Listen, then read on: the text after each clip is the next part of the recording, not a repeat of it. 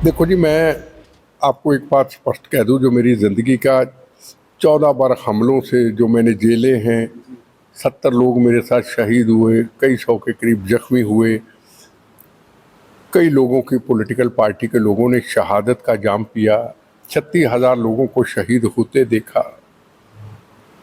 मेरी ज़िंदगी का एक अनुभव है, जितनी देर तक सिख समाज से, पूरे हिंदुस्तान से गुरुद्वारा साहब में संगत को इकट्ठा करके सब लोग इनको कहेंगे कि ये देश के दुश्मन हैं, ये पाकिस्तान के एजेंट हैं, वो पाकिस्तान जो मंदिरों का, गुरुद्वारों का, ग्रंथी साहिबानों का, उनकी बेटियों का अपमान करता है, ये उन दुश्मनों के साथी हैं, ये देश को तोड़ना चाहते हैं। हिंदुस्तान एक है।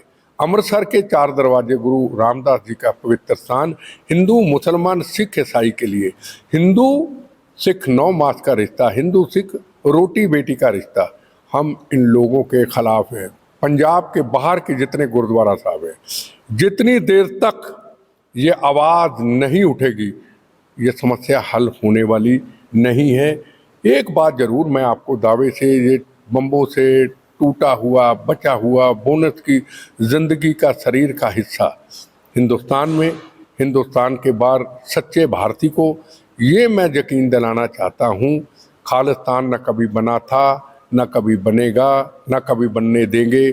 बनेगा तो गंदी हनेरी की तरह बिट्टे के जख्मी शरीर हमारी लाशों से गुजर जाएगा। हिंदुस्तान एक था, एक रहेगा। और ऑल पॉलिटिकल पार्टियों को मैं ये कहूँगा, अमृतपाल के ऊपर, ऐसी चीज़ों के ऊपर को पॉलिटिक्स ना करे। पंजाब के अंदर सीरियस राष्ट्रनीति की ज़रूरत है, पॉलिटिक्स नहीं। पंजाब में हमने 36,000 लोगों का खून बहते देखा है। वो वक्त देखा है, किसी माँ को ये नहीं पता होता था मेरा बेटा, मेरी बेटी घर से निकली है, वापस आएगी या नहीं आएगी, या बम्बों गोलियों का शिकार हो जाएगी। बड़ी कुर्बानियों के बाद ये ठीक हुआ है। पंजाब के पॉलिटिशियनों को संकल्प रहना चाहिए। और ढाल जो बनाया अमृतपाल ने गुरु ग्रंथ साहब को, उसका सब सिख समाज को विरोध करना चाहिए। इस तरीके से तो कोई भी क्रिमिनल, कोई भी गुंडा, कोई भी डकैत, जैसे अतीत अभी कल मारा गया, तो वो कुरान ले लेता अपने ऊपर, वो गीता जी ले लेता, गुरु ग्रंथ साहब जैसे अमृतपाल ने ले लिया, तो क्रिमिनल लोग सब बच जाएंगे। तो फिर समाज कैसे बचेगा? ये हमारे ग्रंथ है, हमारा धर्म है, उसको हमें ढाल नहीं बनाना चाहिए। इसने ढाल बना के गलत काम किया। सरकारों ने जो उसके खिलाफ स्टेप उठाया है वो स्टेप सही है। पुलिस अपना काम कर रही है, टाइम लग सकता है, अमृतपाल गिरफ्तार होगा और पंजाब की अमन शांति के लिए हमारा रोल सबका इकट्ठा रहेगा। सर, जिस तरह से अभी आपने बताया यूपी में कल जो घटना हुई, उसको आप किस तरीके से देखते हैं, क्या कहना चाहिए? देखो जी, मैं एक चीज़ बता दूं, मैं 15 साल पहले ये सोचा करता था कि क्या को केपीएस गिल जैसा व्यक्ति यूपी का गवर्नर बनेगा या यूपी का डीजी बनेगा, क्योंकि यहाँ माएँ बहनें कोई सुरक्षित था ही नहीं। पंजाब से ज़्यादा बुरे हालात थे। किसी माँ को पता ही नहीं मेरा पति गया, मेरा बेटा बेटी गई, वापस आएगी या नहीं आएगी। किडनैपिंग थी, हर तरफ क्राइम बढ़ा हुआ था। पॉलिटिकल पार्टियों ने गुंडे पाल रखे थे, वो एमपी थे, वो मिनिस्टर थे, वो एमएलए थे, वो जेल के अंदर अपनी पूरी दरबार लगाते थे। योगी जी के आने के बाद हर मेरी बहन, हर भाई, हर व्यक्ति, हिंदू है, मुसलमान है, सिख है, ईसाई है, आज वो सेफ है। तो क्रिमिनल लोगों का हशर हर जगह पे, चाहे हरियाणा हो, चाहे पंजाब हो, चाहे कोई हो, उनका यही होना चाहिए। देखो, लोगों को बचाना, लोगों को शांति देना, ये हमारे प्रशासन का काम है। योगी जी का काम बहुत अच्छा है।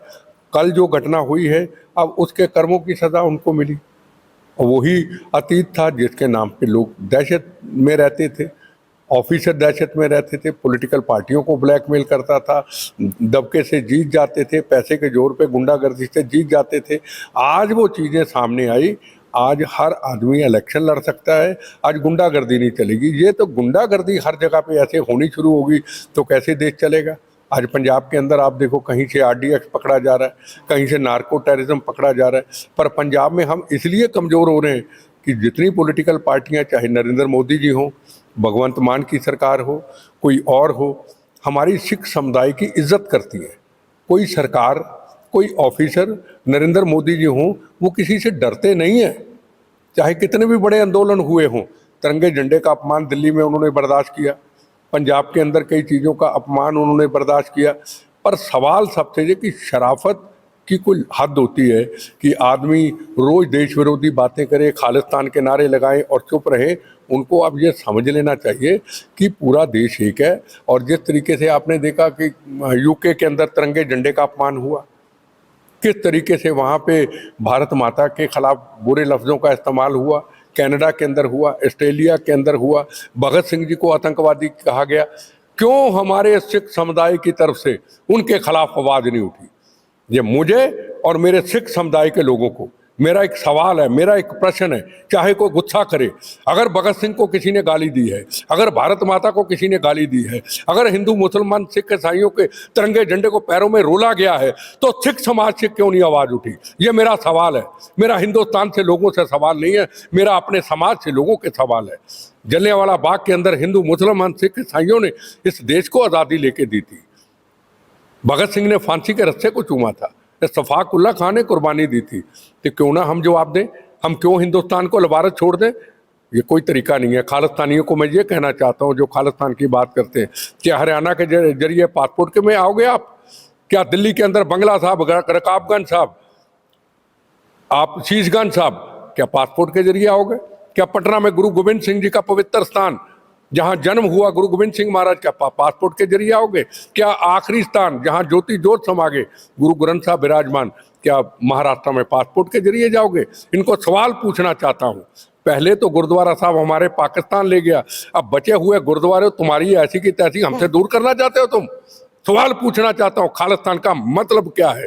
नरेंद्र मोदी जी ने करतारपुर साहब खोल के दिया, मौत का कफन बांध करके खोल के दिया, तो उसकी आपकी तसल्ली नहीं हुई? उनका बस चले तो वो ननकाना साहब भी यहाँ पे ले आए, उनका बस चले तो। ये आप लोगों को सोचना चाहिए कि हिंदुस्तान एक है। हिंदुस्तान के अंदर हमें सिख समाज को जितनी इज्जत मिलती है वो शायद किसी को नहीं मिलती, पर हम उस इज्जत को हम पचा नहीं पा रहे और हम खालिस्तान की बातें करते और तिरंगे झंडे का अपमान होता है। सिख समुदाय से कोई आवाज ही नहीं उठती। चंद लोग हैं, डडरियांवाला साहब हैं, संत, जो अच्छा बोलते हैं, जो इनका जवाब देते, कोई जवाब ही नहीं देता। ऐसे नहीं देश चलता। देश हमारा सबका है।